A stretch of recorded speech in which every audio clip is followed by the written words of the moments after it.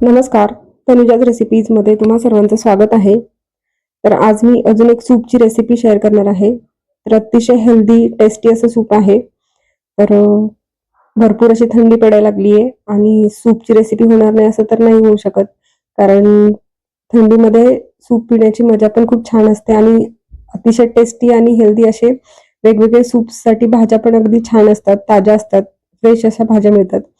तर आज मी दुधी भोपळ्याचं सूप बनवणार आहे. तर त्यासाठी मी दुधी भोपळा स्वच्छ धुवून त्याचे वरचे सालं आहेत तर ते काढून त्याच्या फोडी करून घेतलेत. त्यानंतर अर्ध गाजर आहे तर ते घेतलेलं आहे. त्याचे तुकडे करून त्याचे पण साल काढून त्याचे तुकडे करून घेतलेत आणि अगदी 2 चमचे इतकी मूग डाळ आहे तर ती थोडीशी भिजवली होती मी आणि स्वच्छ धुवून घेतली आहे.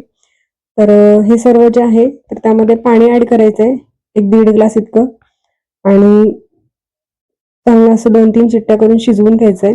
तर छान असं शिजवलेलं आहे. तर गाळणीने मी त्याचं पाणी जे आहे तर ते एका बाजूला गाळून घेतेय एका भांड्यामध्ये आणि बाकीच्या भाज्या ज्या आहेत तर त्या मिक्सरला त्याची अगदी अशी छान पेस्ट करून घेणार आहे. तर खूप सोपी रेसिपी आहे, अगदी झटपट होते आणि चवीला तर अतिशय छान लागते. तर बघू शकता तुम्ही त्याची प्युरी करून झाली आहे. तर ती त्या पाण्यामध्ये मी ऍड करणार आहे, जे भाज्या शिजवलेलं पाणी होतं त्याच्यामध्ये. आणि त्यानंतर मी त्याच कुकरमध्ये त्याला फोडणी करायची. तर कुकर छान गरम करून घेतला आणि त्यामध्ये साधारणतः एक अर्धा चमचा इतकं तूप टाकले आणि तूप छान गरम झालं की त्यानंतर त्यामध्ये लसूण आहे जो बारीक चिरलेला, तर साधारणतः 4 ते 5 पाकळ्या आहेत लसणाच्या, तर त्या बारीक चिरलेल्या आहेत तर त्या ऍड केलेत आणि थोडंसं परतून घ्यायचंय लसूण. खूप जास्त वेळ परतायची गरज नाही, अगदी अर्धा मिनिट आपल्याला ते परतून घ्यायचंय आणि त्यानंतर जे सूपची पेस्ट आणि पाणी आहे तर ते परत एकदा गाळणीने गाळून घ्यायचंय, जेणेकरून आपले जेव्हा आपण वाटतो तर त्यावेळेस त्याचे काही तुकडे असतील तर ते निघून जातील, ते आपल्याला मॅश करता येतील गाळणीने. तर आणि स्मूथ अशी पेस्ट तयार होईल आणि बघू शकता तुम्ही खूप जास्त तुकडे राहिलेले नाहीयेत, अगदी बारीक पेस्ट झालेली आहे.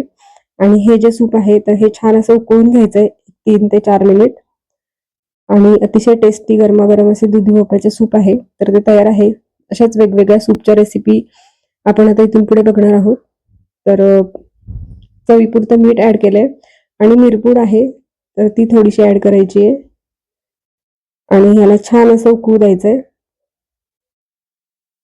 तर आजची रेसिपी आहे ती तुम्हाला आवडली असेल तर रेसिपीला नक्की लाईक करा, कमेंट करा, शेअर करा आणि तनुजाज रेसिपीला सबस्क्राईब केलं नसेल तर नक्की सबस्क्राईब करा आणि बेल आयकॉनवर क्लिक करा, जेणेकरून येणाऱ्या ज्या नवीन नवीन रेसिपीज आहेत तर त्याचे नोटिफिकेशन तुम्हाला सर्वात आधी मिळतील.